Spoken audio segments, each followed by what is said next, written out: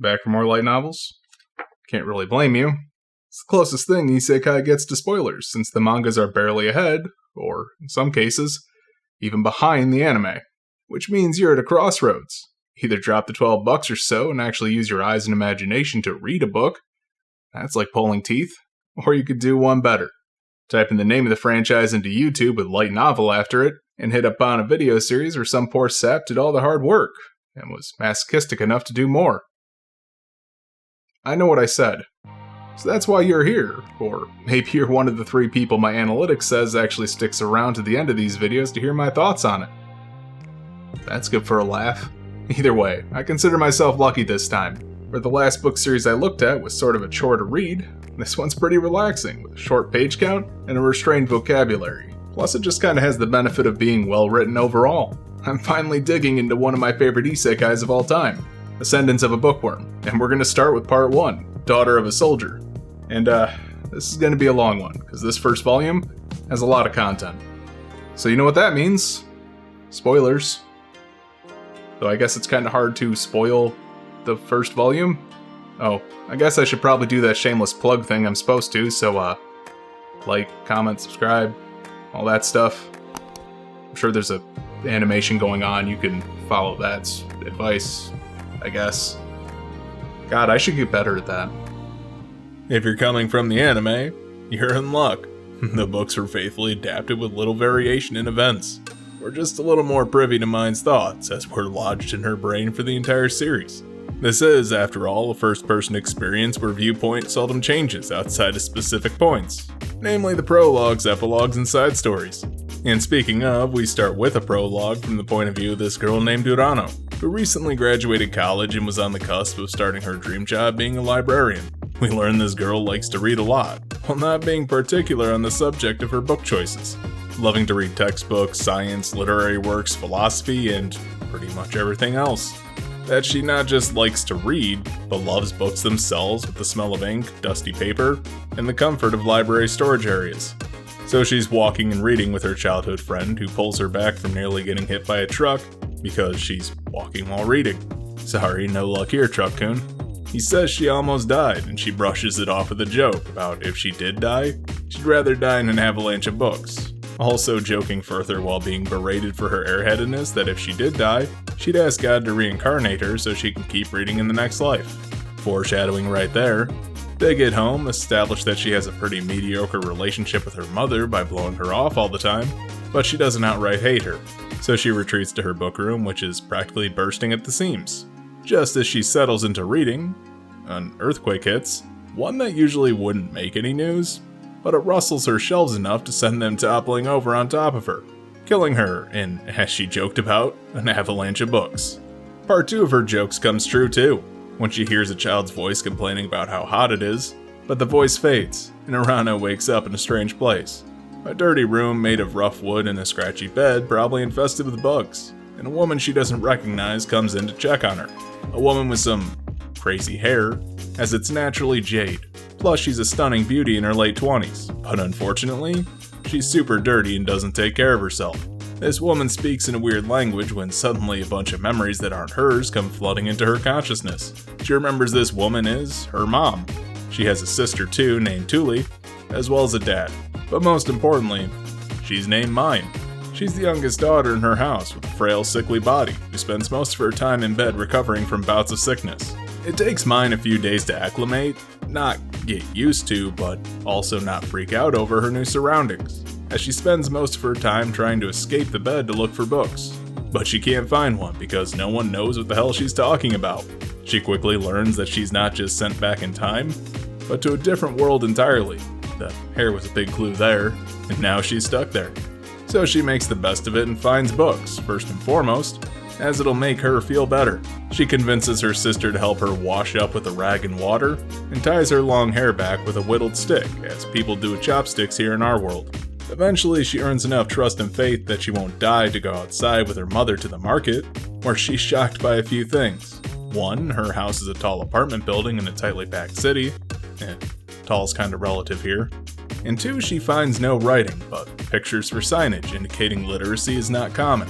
However, there are numbers, so she asks her mother about that and learns the number system almost instantly. At least it wasn't a different base system, right? No, the series actually acknowledges that, and it's a nice attention to detail. Mine gets spooked by a bunch of dead animals hanging before her eyes and passes out. Well, a pig squealing's kinda what put her over the edge. Only to be left with a nice shopkeeper while her mom finishes shopping. There, she sees that the shop has a leather-bound book in a display case, which makes Mine sort of lose her mind for a bit. She begs him to let her read the book, but he refuses, as it's being pawned to him by a noble. Only thing that strikes me here is that a lower-end shop where they are shouldn't be able to afford that, at least going off information available later on down the line. But who am I to judge? Anyway, Mine begs like a Japanese person, and that makes her stand out more, but she's still flatly refused.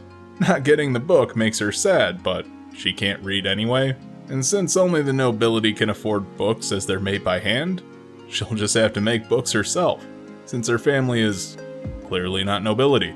But before Mine can even make books, she plans to make her home life somewhat more tolerable.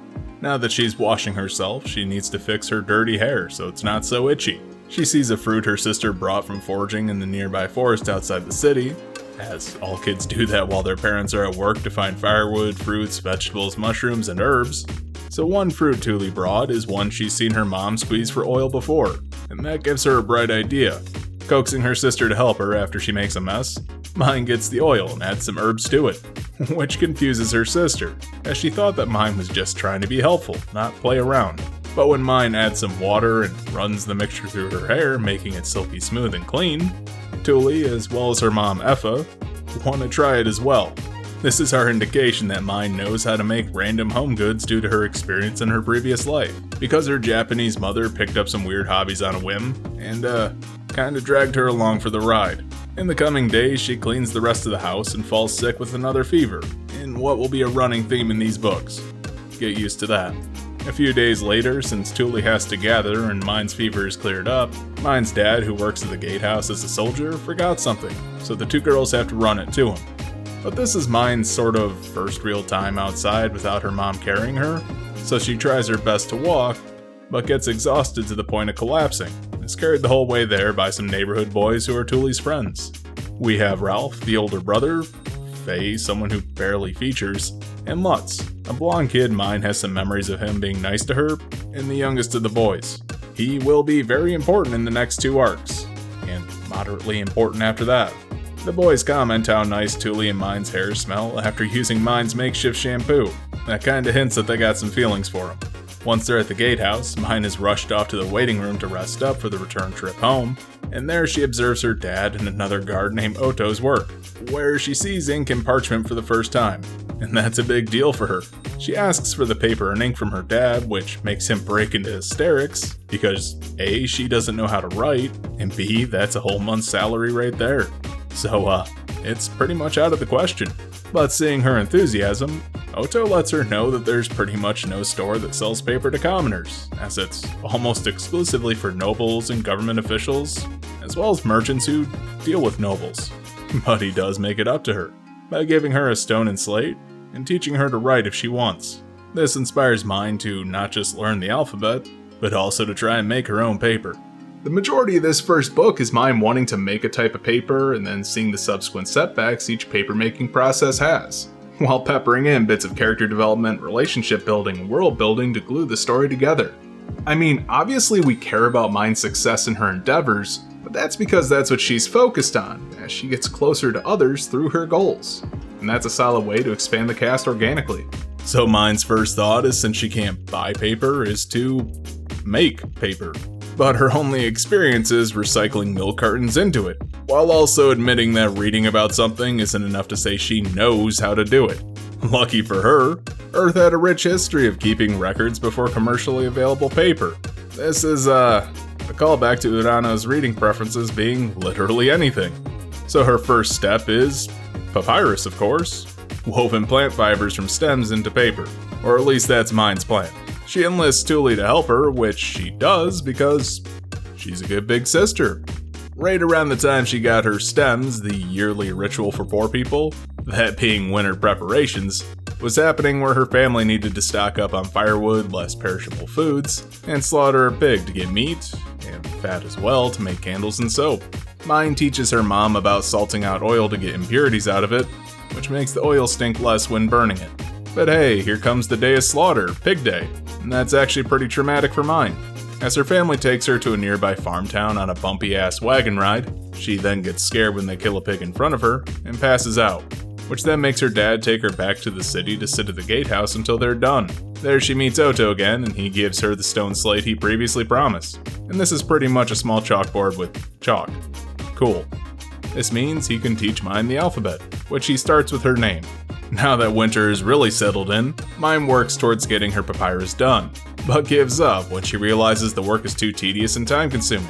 That after days, she's only got a post-it notes worth of paper. Her mom is working on Thule's baptism dress, an occasion that comes once a season when all the kids in the lower end of the city gather at the church to become official citizens, and from that point forward can actually become apprentices. Thule's is coming up in the summer, so her mom is making the dress in the winter. By hand, of course, because they don't really have the ability to do it with machines, as those don't exist. It's also a great time because they're all locked inside.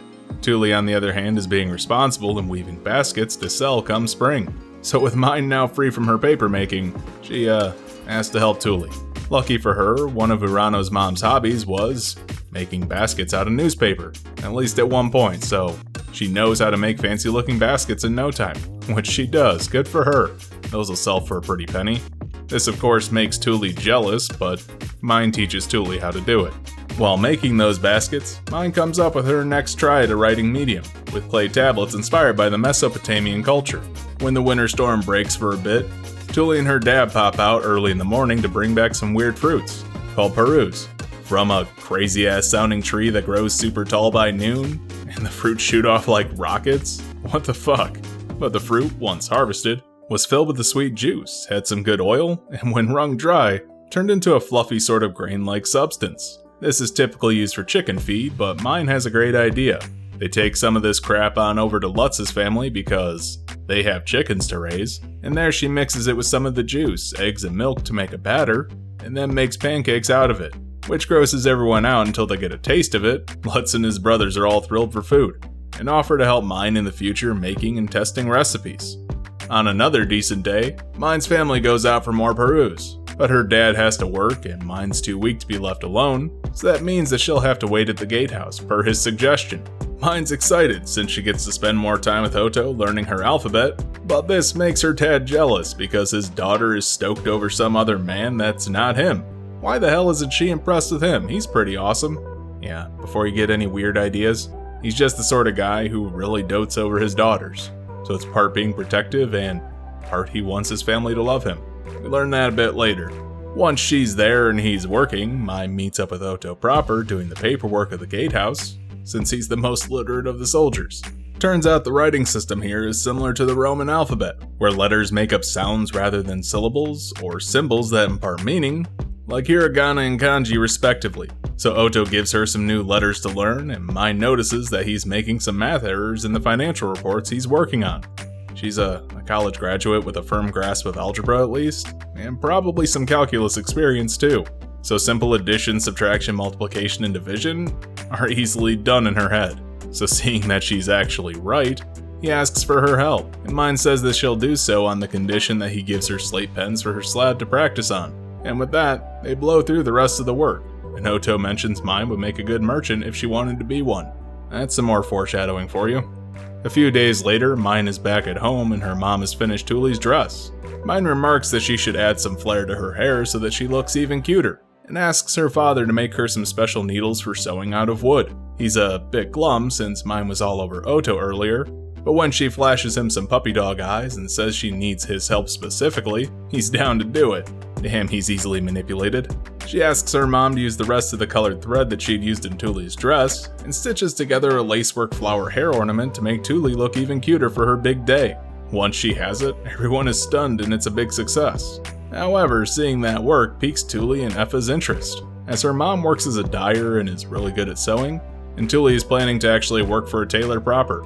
So Mine teaches them how to make flowers like she did, and they're better at it than her too, because mine isn't really that great with her hands. Spring is finally starting to settle in, and Mime wants to join the rest of the kids in the forest, but begging Tuli to go isn't working, so she needs her father's permission, and he tells her that if she can walk to the gatehouse by herself, she can start going to the forest. In the meantime, she can study with Oto while she's there, helping him out, and learning to write in the process. Why is her dad suddenly on board? Because Oto told him that Mine's smart, which means that if she can learn to write, she can get a job that's less taxing when she's older. That's essentially what her family wants for her, is to have a life when she's older. She's so useless and weak, they don't really expect much out of her. But Mine isn't baptized yet, so that means that she can't officially do work. So she gets paid in slate pens, and is officially there to learn to read, which means that she can take days off when she's sick. But Tuli flat out says that Mime won't make it to the gate or the forest. Sadly, her dad agrees, because both say that she's a burden on everyone. And that's harsh, but they say that out of love, if that makes any sense. Her family just doesn't sugarcoat things, and Gunther tells Tuli to keep an eye on Mine as she builds up her stamina a bit.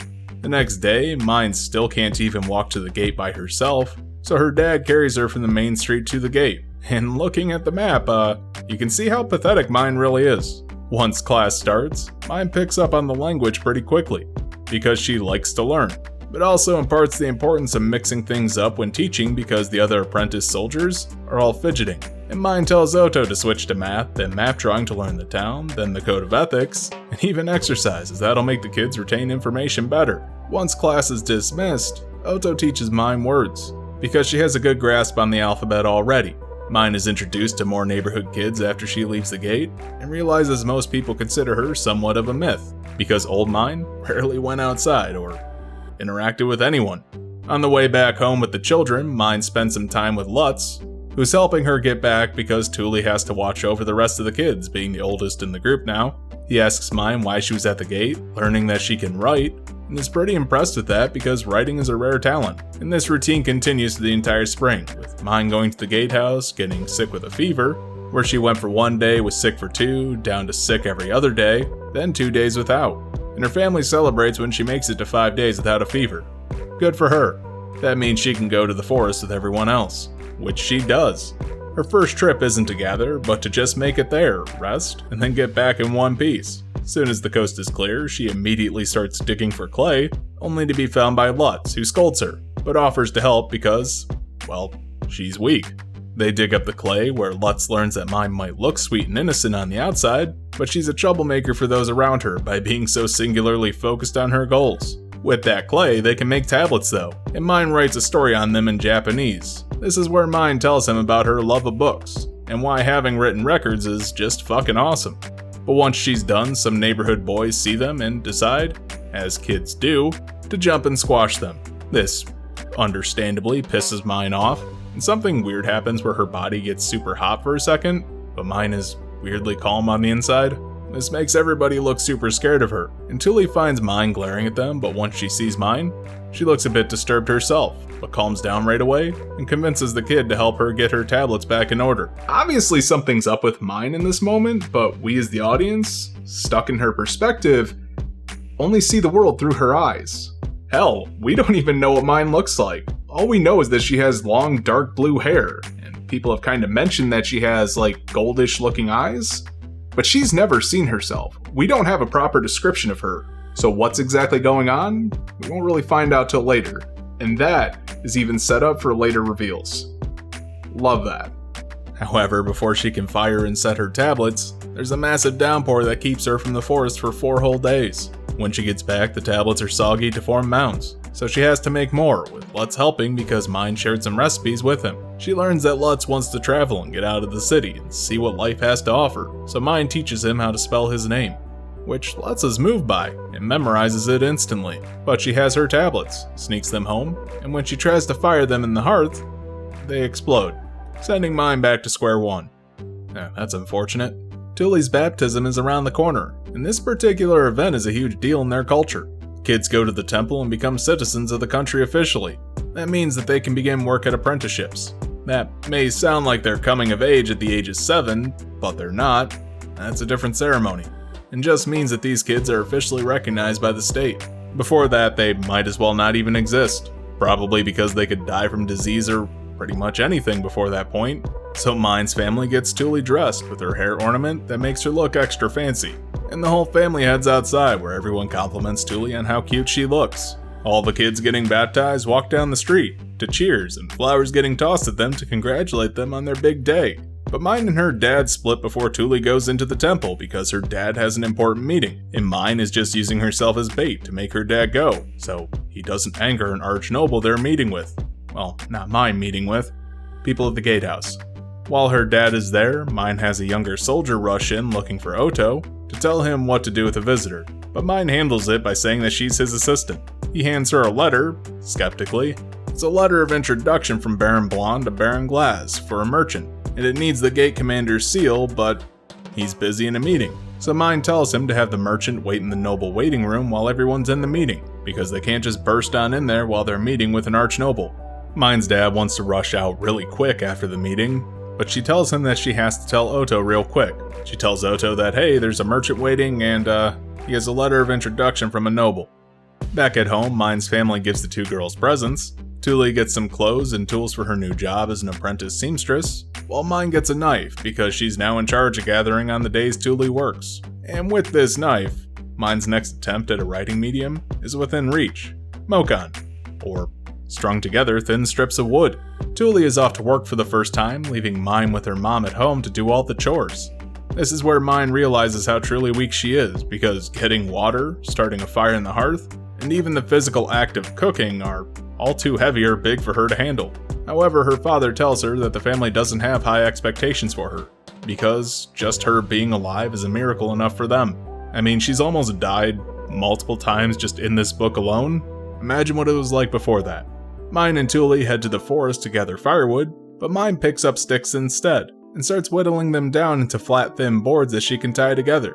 This is less taxing work than clay tablets, but Lutz sees Mind and engages in a conversation with her about her new clay tablet replacement. She asks how the fuck he knew, and Lutz shrugs it off by saying that she looked like she was having fun, as she does when she's thinking about books. Lutz helps Mind carve her sticks, but in return, asks if she can introduce him to Oto, so he can hear about being a traveling merchant. However, Mind understands that this is a pretty bad idea, because traveling merchants are frowned upon for reasons we'll find out later. So she plans to ask Oto to talk to him, so he can change his mind and get to the core reason why he wants to be one. She does talk to Oto, where he confirms that being a traveling merchant sucks. But maybe Lutz could be a normal merchant, who leaves the town to buy stuff to sell in town, rather than a traveling one who wanders everywhere. And abruptly switching the topic, Mind asks about ink, now that her Mokan are ready, but Oto tells her that she'll be working for free for 3 years, because he's not paying her up front. Yeah, ink is that expensive. But Lutz and Mind get an idea to use soot to make something to write with, so Mind cleans the hearth for it, and they mix it in with clay, to essentially get a type of crayon. Mind flexes her cooking prowess again after giving up on making anything Japanese. She settles for making a stew unlike anything they've had, since they don't usually make stock from bones in this world, because meat is eaten straight off the bones, and vegetables are parboiled, which cuts down on the flavor. Next she tries some wine steamed birds, and that goes over super well despite her dad crying over his lost wine. Yeah, she's slowly introducing a culinary revolution here. Later, Mind finishes her clay and soot pencils, and is excited to start writing a book, but her mom took the wood that she had saved up for it, and used it as firewood, which threw Mind into another fit. She got super angry and hot again, but this time she passes out. Another bad fever came, and Mind was close to just saying screw it, and letting it swallow her whole, because in a mental image this heat just sort of like envelops her, but after some time of being sick, Lutz stops by, and that made her wake up. She tells him what happened, and he offers to get her some bamboo since her mom won't try to burn it as it explodes in the fire. That makes Mind's fever recede a bit, indicating that it's tied to her mental state, and before he leaves, he embarrassingly says that he's doing all this so that she can introduce him to Oto, and she needs to get better so that she can uphold her end of the deal. Honestly, that's just him trying to cover up his feelings. Lutz does make good on his end of the promise and brings some, but her mom uses it in the fire anyway, causing an explosion. And Effa tells her not to bring bamboo into the house because it's dangerous. That makes her fever kick into overdrive again. Mind doesn't fight it this time and just kinda lets it eat away at her, until she remembers her promise to Lutz. This makes her push the fever back until it shrinks and Mind gets better. After being bedridden for 5 days, Mind finally meets with Oto again and apologizes about missing their initial meeting day to introduce Lutz to him. She asks Oto for some advice about her problem, about not being able to obtain something she really wants. And his response sort of floors her, that she should just hire somebody to make it for her. She doesn't have money, but he says that she should find someone nice to do her work for her since she can't pay. Cue Lutz. This is basically a job interview, so Mine needs to make him look presentable, and tells him to wear his best clothes, and she uses some shampoo in his hair. The next day they go to meet Oto, and find another man with him, his merchant friend who's there for perspective, secretly to try and observe these kids to see if they're worth being merchants. This man's name is Benno, and he's very important to the story moving forward. He's a merchant who runs the Gilberta Company, an upscale clothing store aimed at the lower nobility, as well as the upper class of the lower city. He's immediately drilling Mine with questions about her hair stick and why her hair looks so clean. Lutz too. But Oto gets to the point and tells Lutz to give up on being a traveling merchant, because that means forfeiting his citizenship to the city. All traveling merchants want is that in the first place, so they don't have to worry about being on the road, safety, and security anymore. We learn that Oto bought his citizenship there to marry a girl named Corina, who happens to be Benno's beloved little sister, and a star seamstress both Thule and Effa look up to. And that's why Lutz should give up, because no one is going to teach him how to be a traveling merchant, since there isn't anyone who wants to be one in the first place. And that info is typically family secrets anyway. But here's the thing, Mine and Oto knew after laying it out, Lutz would probably rethink his plans. But being a regular town merchant still means travel, which is why Benno is there, to talk to the boy about it. He asks the hard question, what does Lutz have to sell, and how will he do it? Flat out. Lutz stumbles, but Mine saves the day with a small question for Lutz. Will he make her paper? He agrees, and says to Benno that he wants to make all the things that Mine thinks up to sell. Mine tells Benno she wants to make a new kind of paper, and that'll be cheaper to produce, as it isn't from animal skin, which piques his interest. Also, she learns that after people laugh at her desire to be a librarian, that managing books is pretty much for nobles only. Benno asks if she has any on hand, but Mine tells him no, to which he tries to end their meeting. Mine says that they're baptized next summer, and that they'll have a prototype available for Benno by spring to judge, and he agrees to that. As they leave, however, Mine calls over and asks them if they've heard of a disease like hers, with a fever that swells up out of nowhere, but neither of them have an answer. With that, the meeting ends, and so too does our point of view with Mine. The epilogue is between Benno, Oto, and Corina, as they discuss what happened during the meeting. Benno is sort of impressed by Mime, because she didn't look away from him when he glared at her, and has business smarts to a degree that she could negotiate with him at all. But the big thing is, Benno knows that she has more stuff up her sleeve than he saw. Though he and Oto find her weird, because she's nothing like the other kids, with her hygiene and manners.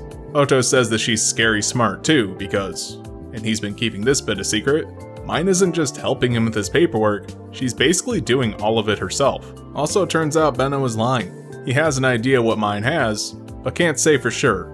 He thinks it's called the Devouring, where commoners are born with magical power, called mana, and that eats them alive from the inside out.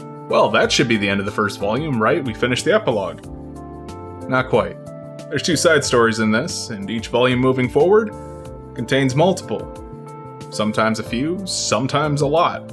Especially at the end of a part. They're not mandatory reading, of course, but they add a lot of personality to the series, and fill in gaps the audience might be curious about.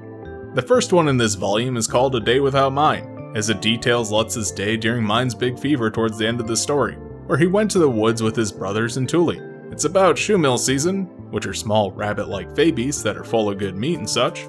The kids hunt them because they're fairly easy prey. When the kids capture some, Thule messes up butchering it, and it melts into a thick sludge with a magic crystal at its core.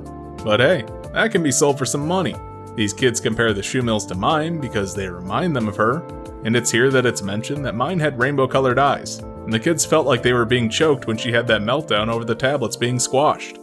You know, I love the commitment to first-person perspective with clueless characters in this series.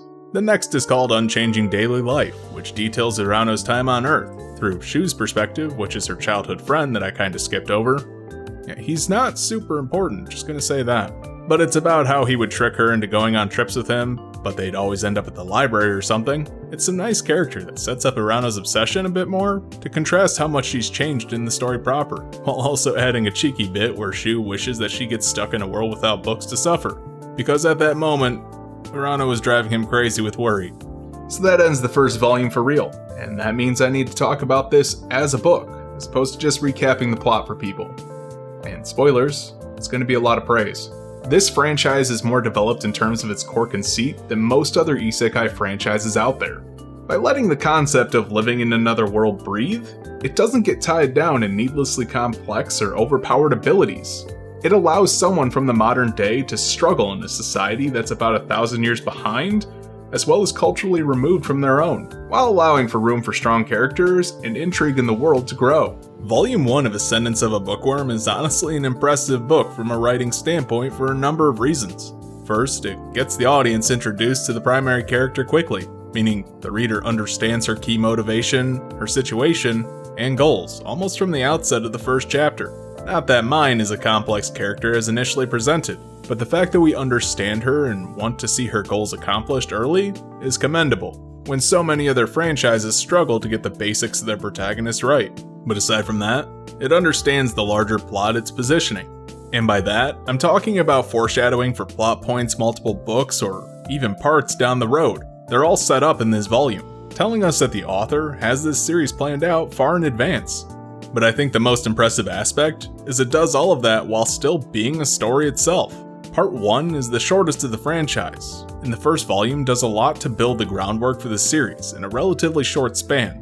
The main goal of Mine, getting books to read, is thoroughly established. Her path to getting those books by having her create a writing medium, learn the written language, and then create a book, but also has many failures along the way. From finding out that books are a thing in this world, getting depressed that they're only for the super rich, and then experimenting with different mediums until making the right connections that'll lead her to the final product. But that isn't the end goal of the series, as paper is step 1 in a larger aspect of creating books, which Mine doesn't even want to make. She wants others to make them so that she can read them, meaning we're seeing the starting line for a checkbox in phase 1 of her master plan. Did I mention that this series has a good sense of direction in its overarching plot? I did? Well, let's just restate that. Through this story of Mine making books, we come to learn about her family, how they slowly impact Mine's life, and become a real family in her eyes, as she sees how her father takes care of her, how her mother supports her, how her sister becomes a pillar in her life, how these seemingly random kids in the neighborhood go from some faces in a crowd to henchmen in her schemes, and eventually close friends that she can share intimate details of her life with, people she relies on besides herself. And that's fine, as it expands the cast, but when framing it from her past as Urano, it shows a slow, steady, and consistent growth in her character that persists through the series. It's almost a parallel process, where Mine's goals are what she's focused on, and through her perspective, sort of tells the audience not to care, but the writer wraps these around those, so you notice them in a way that's either background or secondary to her plans, which just makes the whole process feel real. Nobody goes out of their way to make friends or form familial bonds with strangers, right? It's this attention to detail that I feel makes this series easily recommendable to readers. And speaking of recommending this to readers, I try to keep these self-contained, but the last series I dug through was a chore due to its obtuse historical references that required citations, wordiness throughout the entire cast with a vocabulary choice that pulled readers out of the story to go grab a dictionary, and this series is on the opposite end of that spectrum. Bookworm is a series that's easily picked up and put down at your leisure, which means charging through a volume in a day isn't really a problem. The page count is restrained, chapters are a good length, and major plot beats move at a good pace, lasting only a few chapters, while keeping the reminders up for more overarching ones that persist through volumes as less intrusive. After all, Mine might be hungry for knowledge, but she's also a forgetful airhead who needs constant reminders, especially about anything not related to books. And just so people know what they're getting into, the typical adaptation ratio is about 3.5 to 4 episodes per volume. Volume 1 turned into about 5.5, borderline 6. Yeah. And this is with the typical anime treatment, where they skipped over the side story content, as well as streamlined and condensed scenes. That right there should tell you the level of content you're getting when you decide to pick up this franchise. Densely packed with story for a surprisingly small page count. Now, the story isn't verbatim adapted, they did streamline, drop, and condense events, but what that left the book with was a more accurate flow of time, capturing the length of seasons while allowing for more character growth. So that's my take on Volume 1, as well as my down and dirty for the series. If you're a fan of the anime, or just looking for a quirky sort of slice-of-life fantasy series, this is entirely worth your time. I've plowed through this series multiple times now, and it just never gets old. It's that good. And each time, I notice little details that foreshadow events further down the line, too. Which is just amazing, because for first-time readers, it feels like everything happens so naturally throughout the course of the story. Next time, we're looking at Volume 2, where I can hopefully keep my video a bit shorter. Because goddamn, this one got out of hand. The good news is, I guess it doesn't contain as much physically happening as this one did. But hey, for now, you made it to the end of the video. Don't forget to like, comment, subscribe, share, and do all the other YouTube stuff to help the channel grow. You can also check out my Discord with a link down in the description. And if you really want to support me, you can head on over to my Patreon and pick up some extra perks, like voting on what I do next. And speaking of Patreon, I'd like to give a special thanks to Nadeshiko for their continued support. Thanks for watching.